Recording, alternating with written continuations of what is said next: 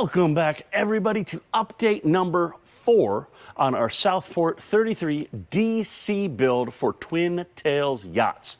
So while I was down in Miami for the boat show last week, the team was up here hard at work getting this boat knocked out and wrapped up.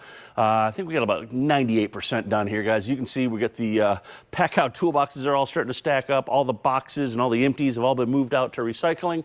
So we are really trucking along in the home stretch here. So let's start at the back and show you guys what we've got going on. You can see this boat is glowing. And you'll see we have the trio of the SMX 154 lights. Those are the new brighter lights. Those are 7,000 fixture lumen.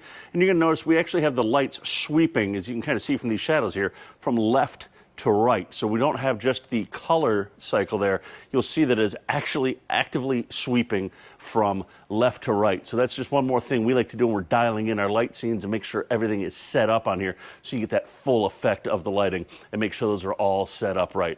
Also, as we take a look in the cowling here, you're going to see we've gone ahead and we've got the Lux lighting on here as well. So that's all dialed in, full RGB color tunability. We've gone ahead, we've got the name and hail on the back here.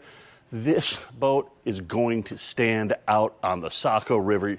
There's not a chance you are going to miss this boat if you are here in Maine and see this boat out running around. So now, as we hop on board the boat here, like I said, we're like 98% done. We've got some things still to dial in, like the Seakeeper still needs to be dialed into the MFDs and a couple other little odds and ends and nuances, but we're in the home stretch here on this. You go ahead, we see we've got our JL system all set up there. As a refresher, guys, that's the 10-inch sub, the 7.7, another 7.7, then another pair of 7.7s in the overhead here, and then some 6.5s there and some 7.7s up front.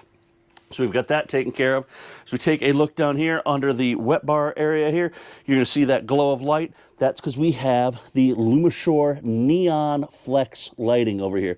So that actually gives us a really nice, smooth LED light on there. So that works out really, really well. And then we've also, like we said, we've got our overhead lights here. We've got them in white right now, but those are also fully color tunable. If you've seen any of our Sundays of Sally or any of our other builds, you're very familiar with this. Moving up forward here, we also have more neon flex in both of the cubbies, and we've also gone ahead and we have the speakers all lit up and controlled through the Lumishore as well. We've also got our big Lumishore light bar all set up right there for you guys. You can see we've gone ahead, we've got the mast on up there. Talked about that in one of our previous build episodes, and that's got everything all de-badged on there. So we've got our FLIR camera sitting up there on top. Then we've got our 24-inch dome, pair of GPS antennas, and a pair of the 8-foot VHF antennas, one for the VHF and one for the AIS 800. So we've got all that going in. But now, guys, this is the cherry on top here, guys.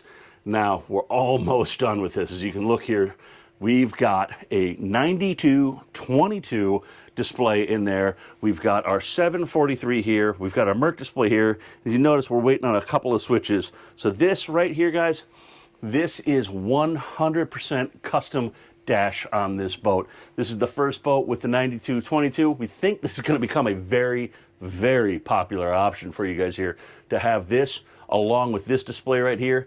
This works out really, really well because we can do things like have our lighting controls over here if we want.